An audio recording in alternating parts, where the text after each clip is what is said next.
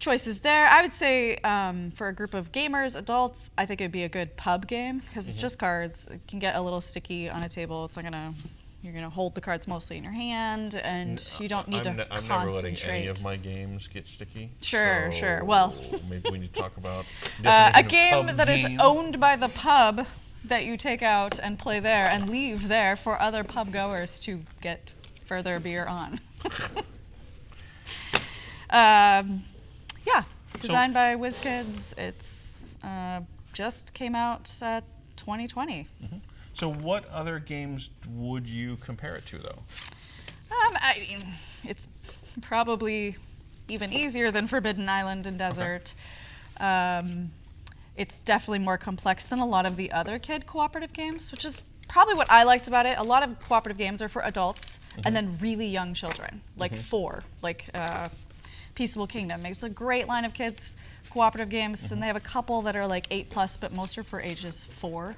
And so we usually have to go to Forbidden Island, One Deck Dungeon for things that are kind of that middle age group. And so I liked that there's another co-op if you have kids, little nerdlings who are outgrowing some of the simple games, and they want something that's a little more engaging or challenging. I think so. And you happen to be obsessed with Coraline, then this is perfect for you to indoctrinate them into watching the movie if they haven't already. Sure, yeah.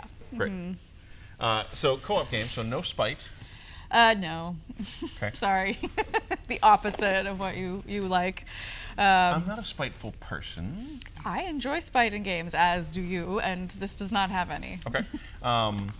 And you said that like Forbidden Island is probably the closest to like mechanically that you would probably say, or like feel of the game? Closest level Okay. and duration of play. Great. And how much does it cost? Oh, shoot. You didn't ask me those before. I know. I forget. It just occurred to me. It just came out. I think it's a nice small box. So it just I don't occurred to me. know. I would say $20 or less. Okay. Haha, I stumped you. Yeah, you did. Haha, You stumped the probably could do expert. it again on most of these, actually. Awkwardly. Yeah, don't worry about it. I have a computer. I just scan a barcode. It tells me. We live in the future. We don't right. have to remember these things. Fuji, I believe, is hidden somewhere on your side because I don't see it on my Fuji side. Koro. Oh, yes, it's the big one. It is the big one. Now's the time for the full disclosure. I also work for this company that published this game, but it did now I see why you expected it did it. just come out, so it is now available for retail in the States. What work do you do for them? Marketing. Really? So. What a coincidence. Oh yes, surprise, surprise. But no, seriously, it is sitting on our new arrival shelf at Blue Highway Games. We just got it in. It's something that some stores can order, but it's not in distribution, so it's really. Can you tell me how much this game costs? Not a whole lot. Actually, I could in euros because I spent most of the time at Essen selling it. But in our shop, I think it's $79.95. Okay, all right. Maybe Sure. more, maybe less. Wow, wow. Way to stick on the message. Yeah, thanks for making that awkward. So, Fuji Koro, this is a competitive or cooperative board game. Your choice. I prefer to play it competitively because I, like you, like to win things all on my own. Well, if I'm playing with my wife, we're playing cooperative. There you go. So you can play cooperatively. When you're playing cooperatively, Cool dwarf lady thing. all the dragons will come after you. Okay. So let me Just just me. dig around there. All of you. Okay.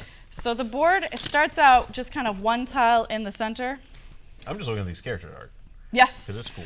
There are some pretty rockin' samurai, dragon fighting. There's, All right. Well, that didn't work. gotta get to the dragons, the fun part. All right. Well, you're the marketing expert, so you pitch us in this game. Dragon. Let's go there. Yes, with the temple. Okay. The setup on this is a little long, so we definitely won't get a chance to do that. But what you're trying to do is you're trying to build up your character to defeat the dragons to get the points. What I like about the game is competitive or cooperatively. There are a bunch You of get dragons. to explore. Oh yeah, there's a lot of dragons. You get to explore tiles where you find the dragons. You get to develop your weapon in sort of a Minecrafty cube design. So you actually place the cubes on the board. Okay. in the shapes. That's each player's board, basically. Yes, in the shapes of the weapons that you want to use to Okay. fight the dragon. So if I put 4 steel and 4 wood and shape them however I want, I then get to roll 4 brown die and 4 silver die when I'm attacking dragons. So the more I can add to my weapon, the more strength I'll have against the dragons. Okay. Dragons can drop their teeth in midst of fight with you. You can add your teeth to your helmets, your weapons, or your sandals to be able to. So steel and wood. Yep, and there's also magical weapons you can craft, and if you get your weapon it's jade. in the shape of that thing on your board, you get to take a magical token and add it. It adds defense, like the helmet is how much health you have against dragons. Oh, these are the dragon teeth. Oh, okay. And cool. also the die that the dragons roll, which is really fun playing competitively. So when I attack a dragon, you get to play the dragon and try to beat me with your die. Yeah, the tiles that you get to explore. So it looks like, are you making an arena out of these tiles? You do. It sort of spreads out. It's Mount Fuji, so the player board will go out to create a frame. You start out in the center and you're building out. They interlock, so they should just kind of sit snugly on your board, and if they move, they won't get bumped apart. So do you have to kind of explore the arena to get the resources to build the weapon to fight the dragons? Correct. Okay. And it starts out with just 1 tile, and then you have to sort of explore. 1 tile for each player, or 1 tile in the center? In the center of the board. You all start out there with your character. You get points for fighting dragons. You get points for exploring. You get points there we go. for developing a certain skills and being able to. Character standees. Yeah. So how long until there's miniatures for this game? Well, so there is a Kickstarter for this that the deluxe backers are still waiting because it was a separate production entirely. They should see it this spring. It is close to $200 since you like pricing, but it has full miniatures. It has triple layered player boards. Is that going to be, was that Kickstarter exclusive? It or was. Will there be a, It was Kickstarter. You can, however, still buy it off the website, so it is still something you can get in on a pre-order. But not a general retail as thing. far as I know, there's no plans to release it in general retail, no. Okay. So this is the retail version that you can buy in stores. So how does this play like anything else? I feel like the weapons crafting was quite unique. I don't had much to compare that to. I mean, the exploration of tiles, of course, there's sort of like a lot of. That's a relatively common mechanic, but still, like the building, like getting the cubes to build the weapon to use against the dragons is different. Yeah, it felt like a sort of like a cross between a Euro and an RPG, which is maybe a narrower audience. Euro even. RPG? Right, sure. But my husband really likes RPGs and fighting dragons, and I really like Euros, and so we found kind of a nice happy medium in the middle because he was excited to kill all the dragons, and I'm happy to build up my little character and go exploring and visit the temples. Well, if this was actually Minecraft, that's actually what would happen. My wife would have the farm, and she'd be building everything, and she'd be telling me what to go do, and I would have to go mine and kill monsters. Yeah, exactly. It's fun. Did you say what the temple buildings The temples are where the magical scrolls, which tell you the shapes that you need to build your different things inside the temples. You have to get to them. They're on the outer ring, so you have to explore your way to walk to them, but usually there's dragons in your way. So do you just kind of encounter the dragons on the way, basically? As you flip over a tile and there's a little dragon symbol on it, then you flip over a tile to tell you which dragon and how strong it's going to be, and then only when you enter a tile do you fight the dragon. Now you can fight it cooperatively even in the competitive version, and you all are going to get damage or points equally, which is kind of neat because you can kind of team up. Cool.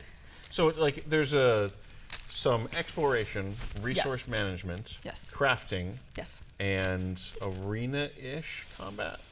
Like when you fight the dragons, is it just dice rolling? Or is there any positioning? It is just dice rolling, but it does kind of have initiative based on the size of your weapons. It takes turns between the players.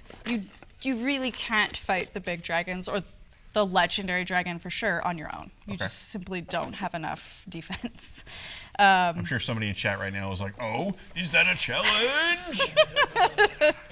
Well, in playing with my husband, he likes to just go and attack dragons and die. So. Imagine dragon. But the nice thing is you don't really die. You just sort of take a turn to rest and get to keep going. You do lose a lot of your weapons and stuff that you've spent a lot of time gathering, however, which is sad. So if you like cubes, if you like dice, if you like dragons, if you like Minecraft or want to totally seem hip to your kid and be like, hey, you've been playing a lot of Minecraft lately, play this game with your dad, then this is for you. Yes, Great. There you go. That's a good description. I'm I like amazing it. marketer. It's great. Don't hire me as your marketing manager. How are we fitting this in here? I think it's pretty close, but We're getting there? I think that's good. All right, now for the rule book. Perfect. Hey, I think I did it. But that character art does look very, very nice. Very nice. Yeah, it has really good art. Now you need to release the RPG of those. Right. Get on that. Okay. I just started working there like 2 months swing ago. that over there. Oh, yeah. I don't want to hide behind it. Yeah. No. So what would you like to cover next? Because I think we'll pick one. Oh, sure. And then I think And then maybe I pick chat one? can do the last one. Sure. What would you like to do? Let's do the new Jordan Draper game, the Tokyo Oh, yeah. Tsukiji Market, which I practice saying a lot, and then I probably still got that really wrong. No, Tsukiji Market. Yeah, okay, great.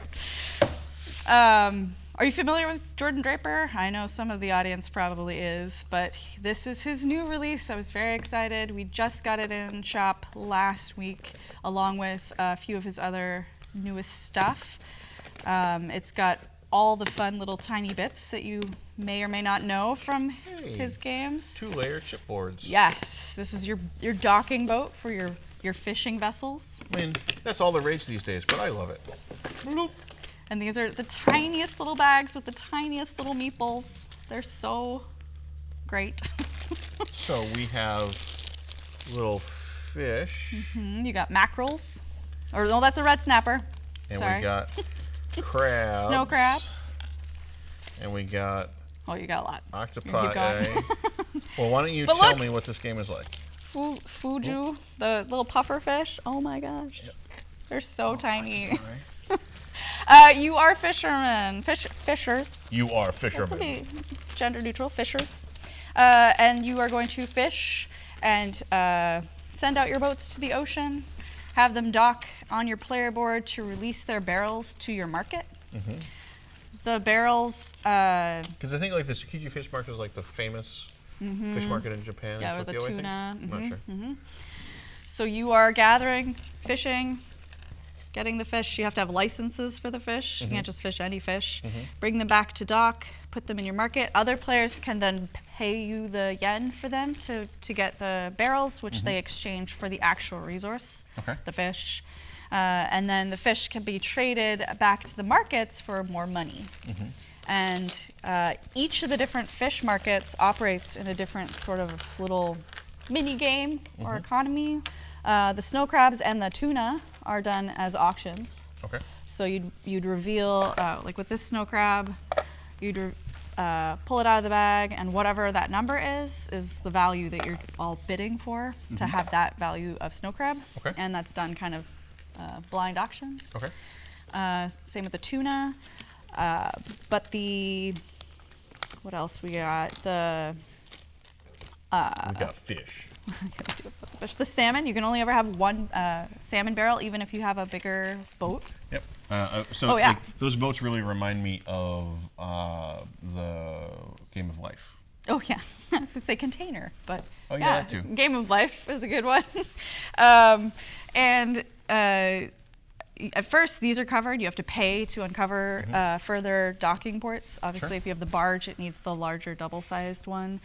Your fish barrels will degrade and get less valuable if they're left out. You can get a refrigeration system to keep your fish from degrading for at least a turn. You may need to take out loans from the bank, which So are bad. when you go out to pick fish up, because it sounds like you explained how the kind of bidding or buying or things like that work. The market works, but what do you have to do to get them in your boat in the first place? Yeah, so you have 2 actions Sure. per turn, and you can do a fishing action. A fishing action has to do with your boats. Yep. Now, fishing actions can also have multiple activities. based on how many boats you have. Okay. So each boat, for each action, gets one activity. But is there a limited number of a different kind of fish out there to capture? So if you have a license for a fish and you have an empty boat that does not using that license, you can, for one activity, send it out to sea. And then if you have that license, it's going to get a fish, a barrel on it of the respective type as the license. If you have 2 spots and it remains out, you could use another action to use an activity on that to... But as long as you have a license for that fish and a space in your boat, you can just harvest that fish. Right. And then when you bring it back is when they come out and they go into your harbor, where you are selling those barrels to the other players. You can't buy your own barrels. So you want to set the price where you think they're going to pay you. So that's the so you get to set your price pretty much fun of the game. Yeah. So you're like, I don't think anyone's going to want this. I just want to get rid of it and make sure I get something. You can do it at 100 yen. If it's a super valuable type of fish, it's hard to get, or you know someone really wants, you could set the price a lot higher. But then they might not buy it, and then it degrades. And if it degrades 2 times, then you just have rotting fish. And it's not going to be good for anybody. What's the... That's for the, so you can pull out the tuna and the snow crabs without knowing their values ahead of time, because they are different values. For when you take them back to the markets. So when you're bidding on them, that's what you're planning. So this is like a resource management auction bidding game. Yeah. And not to, forget that we're overfishing the world's fish population. You can actually overfish markets, which is not good. Although anything you have of that fish or those fish, they're removed from the game, and a new market is added, but you're sad for all that stuff you've collected or barrels that you had that you no longer can use. So what other games would you compare this to? Well, definitely some auction games. I love the components. The components and graphic design are great. And that's what I love about his games. I mean, they're all sort of these very unique components. Sometimes they can be mixed with each other. I haven't done that for this. I'm not sure if it can with some of his other games, but yeah, the little components are going. He's going for a Japanese market. He sells in Japan. He's not Japanese. I mean, I think he lives there and maybe here. Not sure, but like the rules are in Japanese. They're small boxes, so like Oink games and good components packed a lot in his box, even though it's not as small as Oink. I mean, there's a lot more than an Oink game would have. And yeah, like this, the box also strongly reminds me. The box and the graphic design strongly reminds me of Tokyo Highway. Oh yeah. He's going for a very, but I mean Tokyo Highway is a totally different kind of. This is definitely more strategy. It's closer to something in play like Raw or. I'm trying to think. There's auction games with the different types of like modern art, but that has different types of bidding. Game that's just stuck in my mind now is QE, which is totally different. Which I brought last time. Yeah, that's why it's been stuck in my mind. I think there's a reprint for that going on Kickstarter. Yes, which I'm very excited because we're all out at Blue Highway because it was very popular. What about Spite? Because it doesn't seem like you mentioned any way to directly screw somebody else over, other than to, indirectly, like pricing the fish that they want higher than they want to spend, or outbidding them. That, for me, always feels maybe a little spiteful if you can figure that market out. It's also very subtle, so it's maybe not everyone's it's moderate cup of tea, but yeah. I always like those auction games where you can try to figure out exactly the right level to make somebody pay. Do you feel like this is one where you can figure out the right level to make someone pay? I think so. It depends on what fish markets are out, how many people you're playing with. You don't use all the fish, even when playing with a full player count. It's pretty inside the box, too. Awesome. I think last week, I don't remember the publisher, but there was the post-apocalyptic French game. The post-apocalyptic Paris, New Eden. That game and the other game by that publisher, I don't know if you have looked at the components yet, but the board, one side is the player board, like you play on. Yeah. The other side is just full art, like a big picture. Okay. So I like it when publishers use like all the space they have for nice little surprises. Yeah, it's pretty. And yeah, all the components are so fun. All right, so let's work this back in there. Probably for fans of New Bedford too. Yeah, gotta be okay with fishing. That game had a lot of good press about how good it was, and then a lot of discussion about how good is it to have a game about whaling. But I hear it was a great game. Yeah, that's a good game. I feel like there's less discussion about games with slavery in it than fishing, but. Well, it comes up. You'd be surprised. Yes, no. Yes. At least somebody's usually like, hey, should we do that? Right. It's good. It's getting better. Wavelength. Wavelength was chosen by chat. Have you played yet? I have not. Shall we try to play Sure, a two-player section, a little round? Sure. Yeah. Maybe chat could give us clues. Well, I feel like you should have chat decide and see if they can guess. Oh. Yes, I don't know how they'll tell us, like, because you have to indicate, well, I guess we could go higher, lower. Anyway, so Wavelength. Okay. You are going to be given a... This is a raucous party game type thing, right? Yes. I have played with two. It was actually a very interesting little cooperative exercise. With more players, you would have two teams, and you can play competitively. There's ways to score points. You're trying to get points. Mm-hmm. There's ways to get a point even when it's not your turn to give clues. Mm-hmm.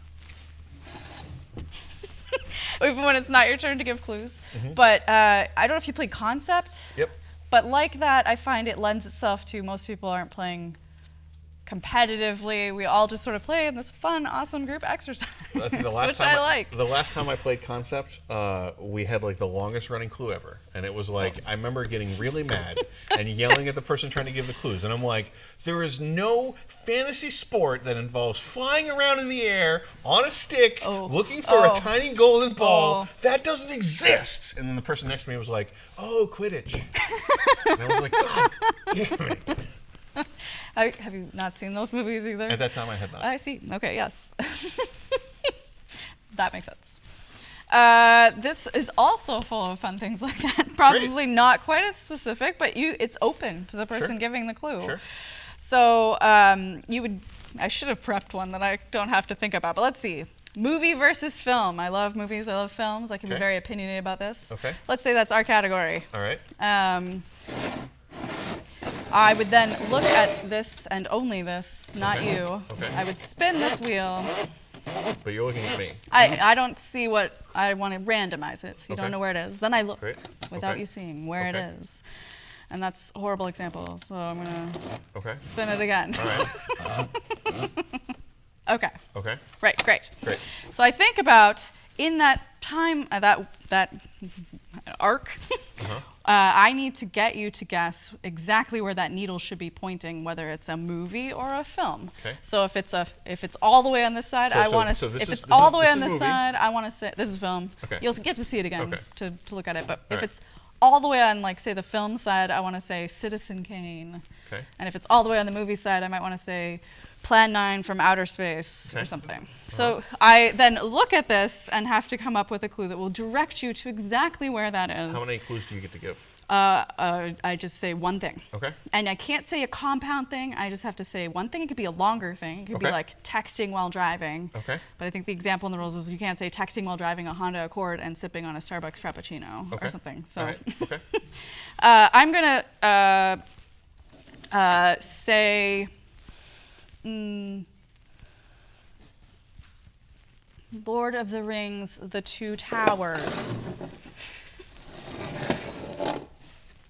Where do you think that falls between movie and film? So just to be clear here, I want to show on chat. So, this, I believe, just revealed where the line is. Oh, yes. Mm-hmm, so now she pulls this, and it covers up the line. Yep. You have said Lord of the Rings. The Two Towers. The Two Towers. Mm-hmm. I feel like you specified the Two Towers as opposed to the previous ones. You didn't say Hobbit. Have you seen those movies? Yes. Wow. I don't know. Although I think with everything I've said this week, it is a very fair question. And this may be a terrible clue. I should have prepped one beforehand. Well, so then I can turn this needle. Yes. Okay. And I can set it to wherever I feel is appropriate. Correct. And I can just do this and look at your face to know. And I have a poker face. Oh, damn it. I give nothing away. Movie, film, I'm gonna do that. All right, and then you do this big old reveal, and everybody will ooh and ah. All right, chat. Are you ready to see how well I can interpret her decision?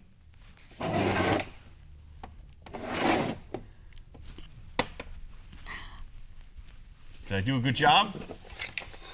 Wow. What? I cited my examples at the beginning. Citizen Kane, B movie. I don't know. It's kind of. So you are not a fan The of second one. I mean. That was the sad one. I mean, I feel like the first one would have been here. It's still like a popcorn movie. And then, like, the third one, won some Oscars. It's going to come a little. That's like the third one. Wow, you went for wow. the Return of the King, I think. Wow. I went for the sad one. Okie dokie. Great. Well, I don't think that we're going to share a movie night anytime soon. But I love those movies. There's nothing wrong with a movie. It just might not be a film. There's nothing wrong with a thing that's okay, but it's not great. Wow. I love a good Big Mac. I love a good movie. I hear that you people eat Big Macs. Thanks. Wow. Would you like to try one? No, absolutely not. Yeah, so this actually plays a lot different than I had expected. But it makes a lot more sense now that I have done it. Nice, good. I hope that chat understands now. Are these heads just your points? Well, yes. So you would score points based on. No, I would not have scored points. So when I said, I don't know, I have no idea. What would you have said for that? More movie? Yeah. Like a Avengers movie? Oh, well, that's what I was kind of. I thought those were like the same kind. Whatever.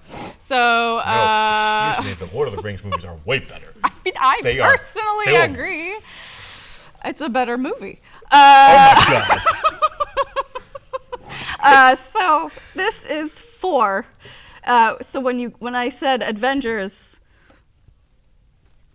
the last one, you would have guessed right here. Sure. And then we would get 4 points. Hooray, we got 4 points. But let's say we had turned out like that, and before we do the reveal, the other team would have been like, oh, I know Amanda's very snobby, so she clearly thinks it's a movie and not a film, so it's probably over there. They can guess if it's to the left or to the right of where you put your dial, and then they'll get a point if they are correct. Okay. So they would have been correct in saying that it was to the movie side. So I'm going to say that this is one of these shouty party games. A little bit, but not like overly. You're talking with your team, you're discussing it, and we get like there's fun discussions about like what is. But the only reason we're not shouting is we're mic'd up and we want to be conscientious to people. Yes. So it is a shouty party game. Probably not the thing that you want to like play right before you play Tsukiji. No, Market. this is end of game night. Yeah. This is you've played a lot of just one and concept, and you want something new. It's flying off the shelves. We do have some at Blue Highway, but for how long, I don't know. Yeah, Wavelength was, everybody who has played Wavelength has been extremely excited. It was huge on Kickstarter too, wasn't it? Yeah. No, it's been great. So, and we were very, very happy to get some copies in. Great. So limited time only. Get it now. For now, I'm sure it'll come back. So, Eventually. I mean, who knows? I never know. In a store, it's like, could come back tomorrow. Return of Box Toot. So is Box Toot a film or a movie? What is Yeah, that's right. What is it? I don't even know what you're talking about. I predict that were we to have had a poll in chat about what game to do next, there would have been one option, and it won. Congratulations. Cool. Congratulations, Barrage. Or Barrage? Do you know? Barrage. Barrage.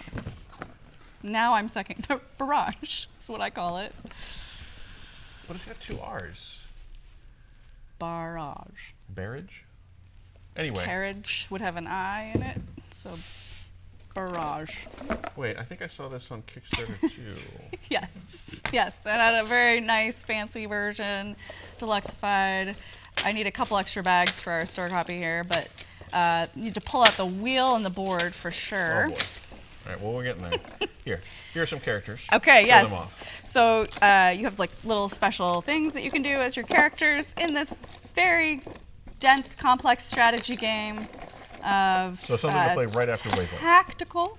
Yeah, sure. Start with Wavelength, then move into Barrage. Oh man, you know what we should do?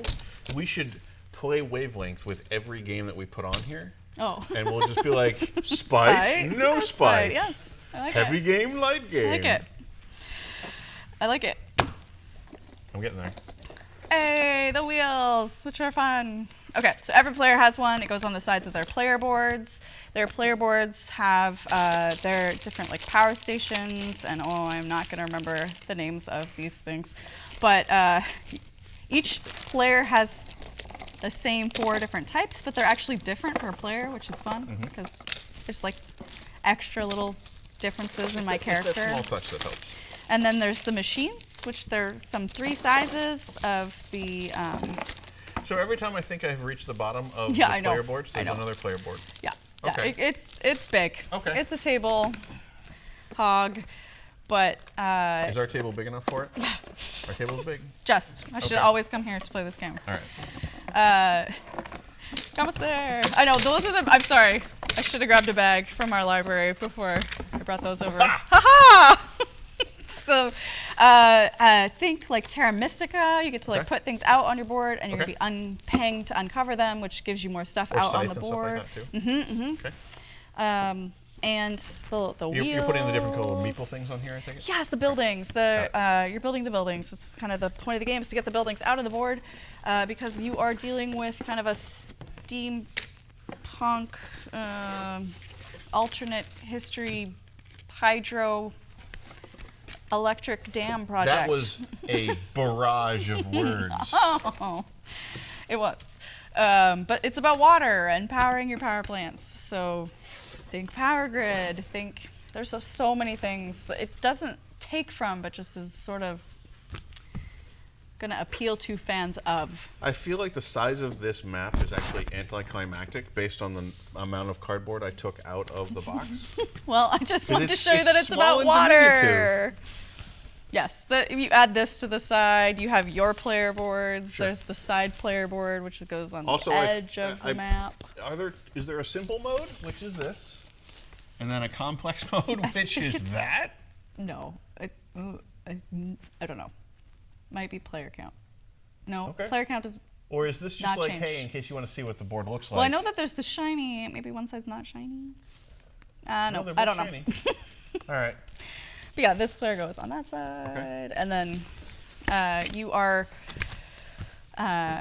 trying to figure out ways to dam the water so that as the water drop falls, you can use the water to send it through your pumps to the power plants to get energy. Energy like will get Tesla you power credits. stuff? Credits allow you to build things. Okay. The machinery, the wheels, which I wanted to show, is a thing that probably gave them a little bit of trouble to make, but are really kind of neat, is you add the type of building you want to build. It's a worker placement game. So you place your workers out, you decide you want to build a building, place them on your player board. You set this in here, and then you place the required number of machines there. And you're not going to lose your machines. You don't spend them for building the building, but they're going to be locked up. Okay. And there's ways for you to turn this wheel with the wrench symbol in the game, pay for your workers or other bonuses that will try to speed it up so you get your machinery back so you can continue to work on things. As well as... So it's kind of like a long-term worker placement, a right. worker I investment mean, those game. are like, yeah, the investments of the machinery. Got your it. workers are placed out on the board and your player boards for the round. Okay. Like normal.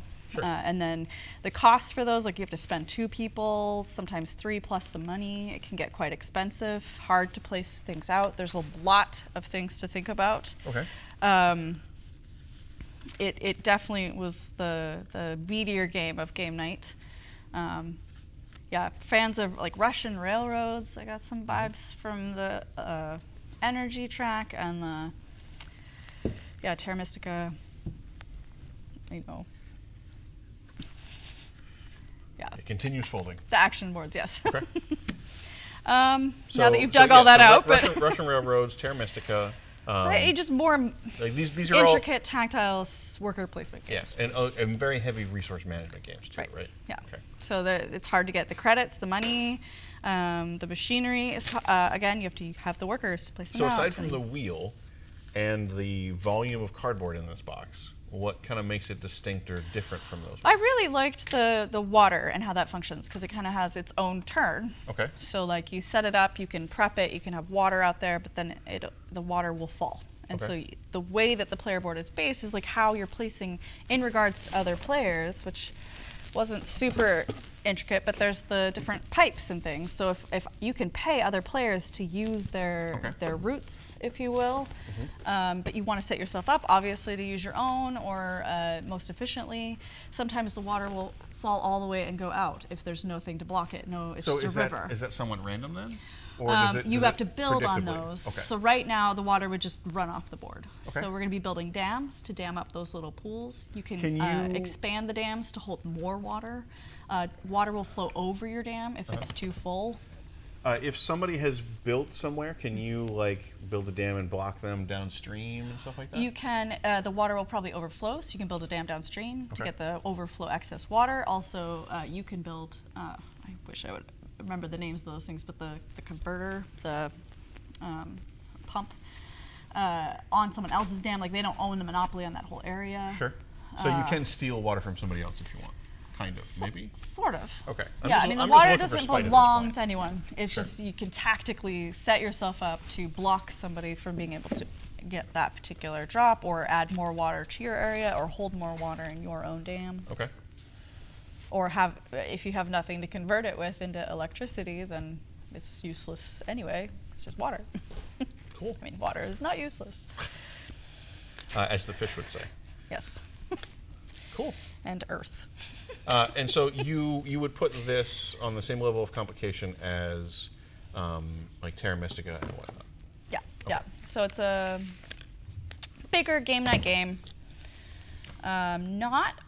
It's.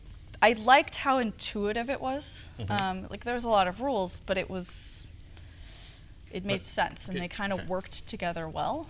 It clicks pretty quickly. But it's not a quick game. I think you could speed it up when players all know what they're doing, but it was slow.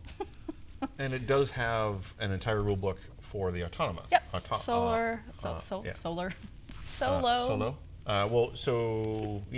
Because it's not co-op, so it would just be solo, right? Yeah. Okay. Yeah. Cool. That probably helps people learn how to play before they have to teach other people too, I imagine. Right. I haven't tried it, so actually no idea, but yes. Great. All right, let's see if I can fit You all can this just cardboard slide that all back in there there. at the top once you're done. Yes, big box, just came out. We It's a big one.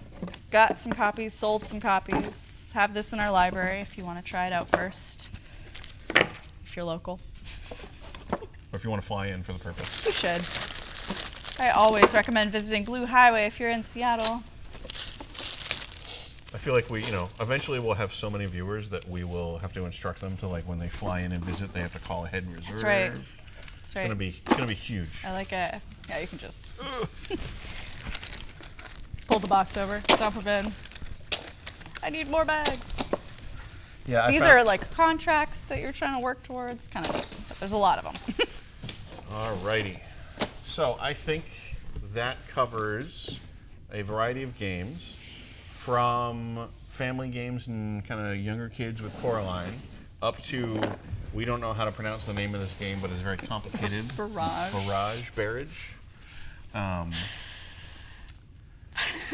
Thank you for joining us this week on New Release Rundown. Next week we'll be back with a film review show, apparently, where you and I will argue about whether something is a film or a movie. Sounds good. Yep. Hope everybody found a game they thought was interesting. I have a feeling that Wavelength is going to be everywhere for the next year, so now you know how it plays. Thanks for sticking around from Table Takes. Don't forget that on Monday we have the Brothers Murph at 6 p.m. On Wednesday at a new time we have Fireside at 4 p.m. now, covering the history of 3rd edition D&D. And then we have Westgate Irregulars at 6:30. And then we will be back again at 11 a.m. on next Friday for Table Takes, followed by New Release Rundown. So remember to follow the channel. Remember to turn on notifications so you find out when we go live. You can check out almost everything that we do here on our YouTube channel if you've missed anything. And we hope to see you in the future. There were a couple of questions in chat about Gen Con, badge reg, and hotel registration and stuff like that.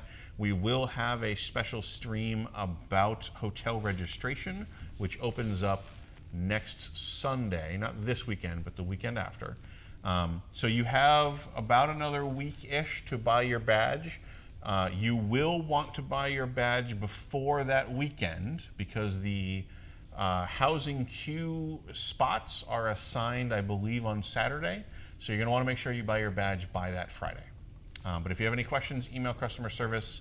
They will help you out. And we will be back with a lot more information next week. So thank you for joining us. Enjoy your weekend. Play some games. And thank you again for joining us from Blue Highway. Yeah. Goodbye, everybody.